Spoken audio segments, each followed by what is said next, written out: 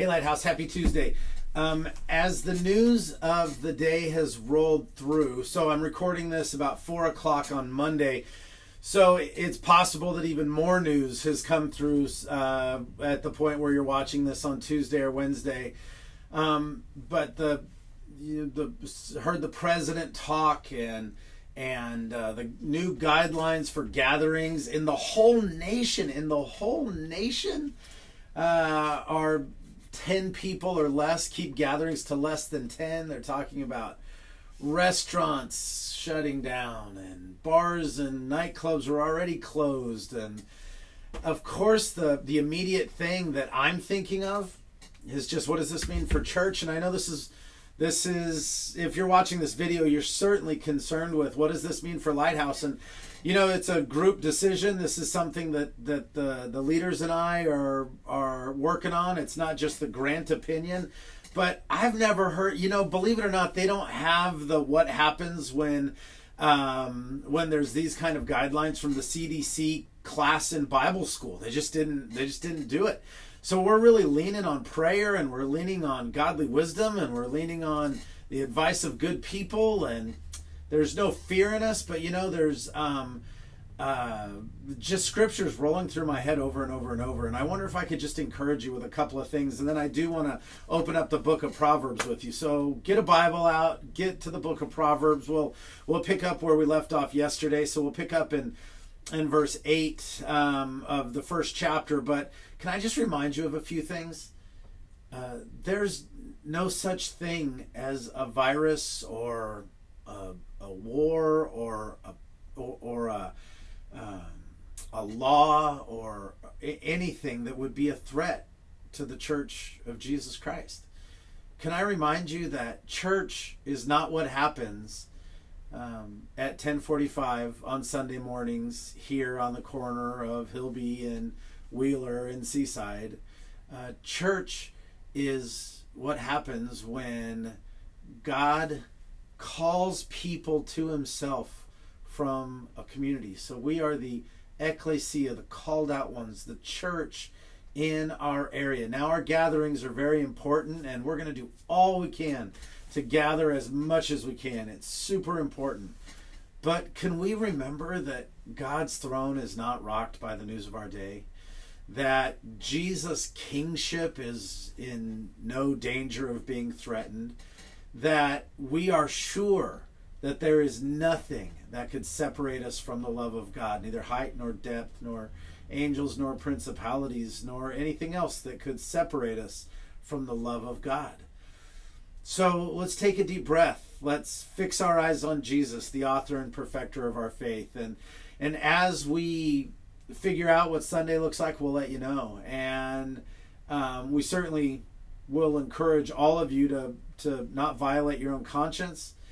And certainly if staying at home is the thing that you feel like you need to do, then by all means stay at home.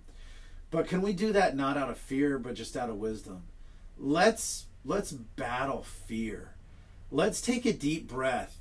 Put our feet firmly on the rock. Do you remember Jesus telling that story in Luke and saying, look, there's like two kinds of guys that build a house. Some that build it on that shaky, sandy soil. And when that person builds his house and the waves come and the winds come, it flattens his house. But there's another kind of person who digs deep. And you think about the work that is digging deep to go from sand. I think he was probably talking about Seaside, right? The top layer is all sand. But digging down to finding that rock solid bedrock foundation and beginning the building process there. And guys, that's what we've done here. Our lives are built on the foundation of Christ and his words. You remember Jesus saying, the person who hears my words and does them, that's the man whose house is built on a rock. So let's not worry as news flies in, as our schedule might be turned upside down for a while. Look, you are the church. I love this office, but this is not the church. I love our sanctuary, but that is not the church. We are the church. It doesn't have walls. And this is such a unique time in our history that we can address frightful things in our community without fear. So let's be wise. Let's smile a lot.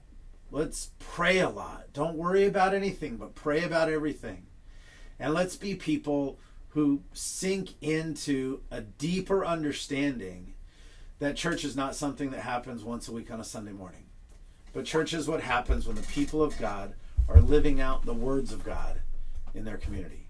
So even if church looks a little different for a little while, which there's a good chance church is going to look a little different for a little while, that doesn't mean the nature of the church is different. The nature of church is still the called out, holy saints of Christ being, having been reborn and being formed into his image and living out the good news that the kingdom of God is near everywhere you go. So in your social media interactions, in your when you're at the grocery store looking around going, this is crazy, where'd all the bread go? Let's be people that don't give in to fear, but rather give in to Christ. Do you still have time for a minute in the scriptures with me? We read verse 7 in chapter 1 of Proverbs 1 yesterday, that the fear of the Lord is the beginning of knowledge, and fools despise wisdom and instruction. And then it says, hear, my son. Anytime you see that word in the Old Testament, hear, some of your translations say, listen. That really is like, hey, if you haven't been paying attention, now's the time. Focus up. Hear, O Israel, it will say many times. Hear, my son, your father's instruction, and forsake not your mother's teaching. I don't think he's talking about a family relationship here. You know, in fact, it could be that Solomon is talking to his disciples, somebody who would listen to him. Certainly his sons didn't. His sons divided the kingdom and fought over all kinds of things and did not walk in the way of their father. And so he's saying to his disciples, would you heed your father's instruction and forsake not your mother's teaching? That word teaching kind of means direction. Like, so your mother pointed you in a good direction. Like, keep walking in that direction. And I wonder if you just think about how rebellious our hearts naturally are. Do you remember being that like teenage heart where, and I have great parents, and maybe you have great parents and maybe you don't, but I always had great parents, and yet something happens when you're in that teenage world where your parents not only is their approval not the most important thing to you, but you want your peers to think you're cool, and you want to kind of be your own person and launch out on your own. And the most natural thing is to say, oh, I want to rebel from that solid teaching that I had when I was young. And there's a similar thing that can happen to us in faith, where we can hear the simple truth when we're young in faith. And then as we mature, if we don't mature into Christ, if all we get is smarter and not more faithful, if we don't grow in love, if we don't grow in submission, all we grow is in religion, then we can have a rebellious heart where we actually begin to walk away from our Father's instruction, walk away from that good teaching that really found us in the faith.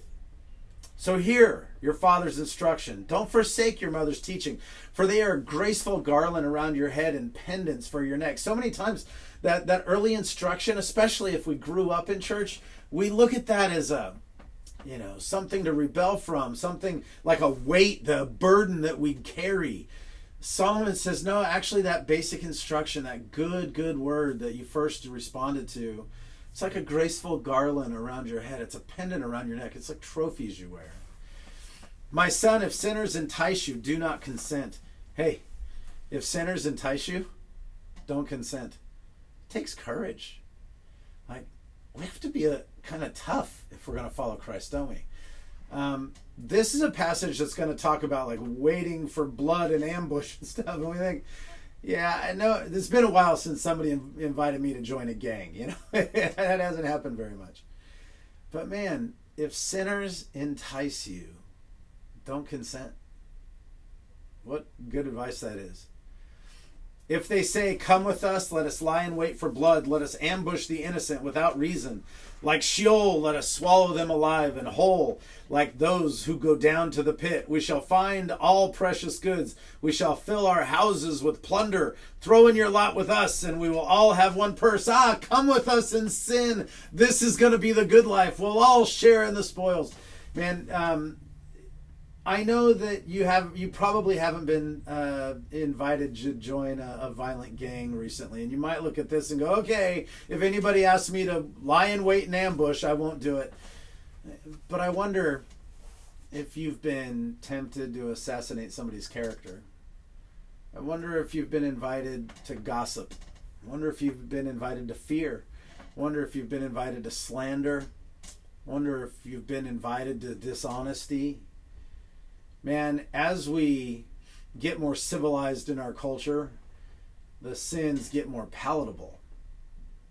But sins, they remain. I wonder if we would just, instead of reading this and going, this doesn't apply to me, if we would just simply go, hey God, how does this apply to me? In what way have I been exposed to bad advice? And in what way do I need to just not consent? My son, do not walk in the way with them. Hold back your foot from their path, for their feet run to evil and they make haste to shed blood. For in vain is a net spread in the sight of any bird. Solomon says, we know what they're doing. When sinners invite us to join in, when the world invites us to fear, anxiety, worry, anger, malice, slander, what they're doing is they're laying out a trap that they're going to fall into. We can see that coming. Don't follow them. It's in vain. It won't work. The verse 18 says, but these men lie in wait for their own blood. They set an ambush for their own lives. They're the ones going to be trapped. What a simple reminder that sin is sweet on the tongue, but makes you nauseous in your belly. That sin is that idol that is always saying, hey, this is the path to the good life. And yet the more and more it asks of us, the less and less it gives. The more and more is required of us, the less enjoyment there is. The more lies, the more tangled the net. The simple life of simply letting your yes be yes and your no be no is by far the better life. Such are the ways of everyone who is greedy for unjust gain, Solomon says. It takes away the life of its possessor.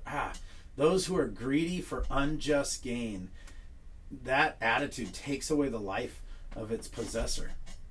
I think this works with any sin. Is it worry that you're tempted to give into with all of the stuff going around in the news? Is it anger? Is it that, like we talked about a couple of Sundays ago, that dismissing people? You hear somebody have an opinion about something and you go, they don't know what they're talking about. Just be dismissive. You have anger in your heart. There's bitterness. Man, that will take away the life of its possessor. So, as simply put as we can, man, wisdom is available to us. And we're going to, this next passage that we'll talk about tomorrow is just mind-blowingly beautiful. I wish I could write like that. It's the best. But so far we've been given this. Man, to know wisdom and instruction, this is the best life. It begins with fearing the Lord, and then it continues to say, out of fear of the Lord, I'm going to look at the things that people are enticing me to do, at the invitations that my culture is giving me to follow anything that's not God. And I'm going to not consent to that. I'm going to recognize that that's a trap, and I'm going to be able to say no. Instead, I'm going to live for God. Hey, have a great Tuesday, and I'll see you here again tomorrow. I'm enjoying these chats of ours. I hope you are too. If you want to give to the ministry, the link is below. If you want to like the video, you want to share it with your friends, that's fine. But, in my heart, this is Lighthouse stuff. I'm your pastor, and I love being it. So I'm glad to have this time with you. If you have a question, I got my card. If you have a question, we have a couple questions already come in. So if you have a question, be sure and send it to that email address, questions@lighthousebaptist.net. And have a great day.